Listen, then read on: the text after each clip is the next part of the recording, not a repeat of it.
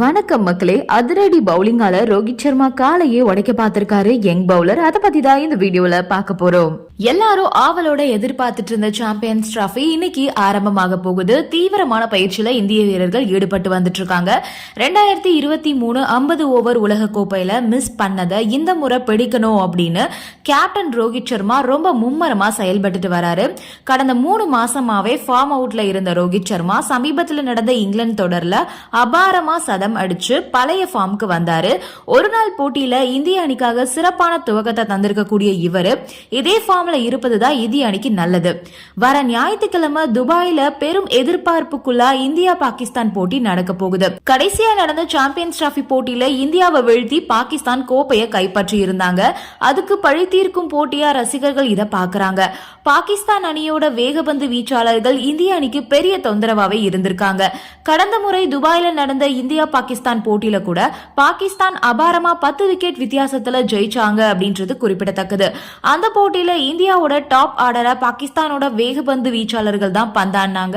இதுக்காக ரோஹித் சர்மா வலைப்பயிற்சியில யாக்கர்கள் வீச சொல்லி ஸ்பெஷல் பயிற்சியில ஈடுபட்டு வராராம். வலைப்பயிற்சி முடிஞ்சதுக்கு அப்புறமா அவைஸ் அகமது அப்படின்ற உள்ளூர் பவுலரை பெருசா பாராட்டியிருக்காரு ரோஹித். அவர் என்ன சொல்லிருக்காரு அப்படின்னா, என்னோட காலையே நீ உடைக்க பார்த்துட்ட, அபாரமா இன்ஸ்விங் யாக்கர்லாம் வீசுற, எங்களுக்கு பயிற்சியில உதவுனதுக்கு நாங்க உங்களுக்கு கடமைப்பட்டிருக்கோம் அப்படின்ற மாதிரி சொல்லிருக்காரு. பாகிஸ்தானோட வேகபந்து வீச்சாளர்கள் ஷஹீன் அஃப்ரிடி, நசிம் ஷா, ஹாரிஸ் ராஃப் போன்ற பவுலர்களை சமாளிச்சு இந்திய அணி கட்டாயமா வெல்லக்கூடிய சூழல் இருக்கு. அப்படி ஜெயிச்சா மட்டும்தான் அரையிறுதி போட்டிக்கு தகுதி பெறுவாங்க இந்தியா. இதுவரைக்கும் 5 முறை சாம்பியன்ஸ் டிராபி தொடர்ல இந்தியாவும் பாகிஸ்தானும் மோதி இருக்காங்க. இதுல பாகிஸ்தான் 3 முறையும் இந்திய அணி 2 முறையும் ஜெயிச்சிருக்காங்க. இந்த மாதிரி சூழ்நிலையில இந்த சாம்பியன்ஸ் டிராபில இந்தியாவுக்கு சரிசமமா பாகிஸ்தான் இருக்காங்களா அப்படின்னு பார்த்தோம்னா இல்ல அப்படின்னு தான் சொல்லணும்.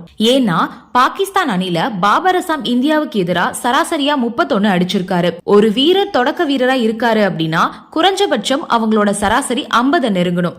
அதுக்கப்புறம் ரிஸ்வான் இருக்காரு. அவரு சுதந்திரமா விளையாடக்கூடியவர். ஆனா இந்தியாவுக்கு எதிராக அவரோட சராசரி 25 தான் இருக்கு. அடுத்ததா ஃபக்கர் ஜமான். அவர் மட்டும்தான் சராசரியா 46 வச்சிருக்காரு.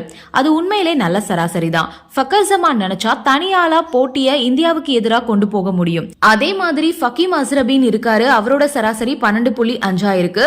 அவருமே இந்தியாவுக்கு ஒரு பெரிய பிரச்சனையா இருக்க மாட்டாரு. அடுத்ததா ஷவுட் ஷக்கீலோட சராசரி இந்தியாவுக்கு எதிராக 8 அப்படின்ற அளவுல தான் இருக்கு. இதுதான் இவங்களோட பேட்டிங் வரிசையா இருக்கு. இத பார்த்தா இந்தியாவுக்கு சரிசமமா அவங்க சண்டை போடுவாங்க அப்படின்ற மாதிரியே தெரியல.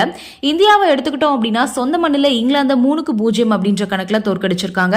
ஆனா பாகிஸ்தான் அணி நியூசிலாந்துக்கு எதிராக தோல்வியை தழுவி இருக்காங்க. அதே மாதிரி நியூசிலாந்துக்கு எதிராக தான் தங்களோட முதல் போட்டியில பாகிஸ்தான் விளையாட போறாங்க. இதனால முத்தரப்பு தொடர்ல அடைஞ்ச தோல்வி பாகிஸ்தான் மனசுல இருக்கும். அதோட நியூசிலாந்து அணி வீரர்களுமே கள சூழல் பத்தி புரிஞ்சுக்குவாங்க. அதனால இந்தியா பாகிஸ்தான் போட்டி இந்தியாவுக்கு சாதகமா ஒருதலை பட்சமா இருக்கக்கூடிய வாய்ப்பு தான் அதிகமா இருக்கு. ஒருதலை பட்சமான போட்டியை பார்க்கும்போது அதுல எந்தவித விறுவிறுப்பும் பொழுதுபோக்கும் இருக்காது அப்படின்றது ரசிகர்களோட கருத்தா இருக்கு. நன்றி, வணக்கம்.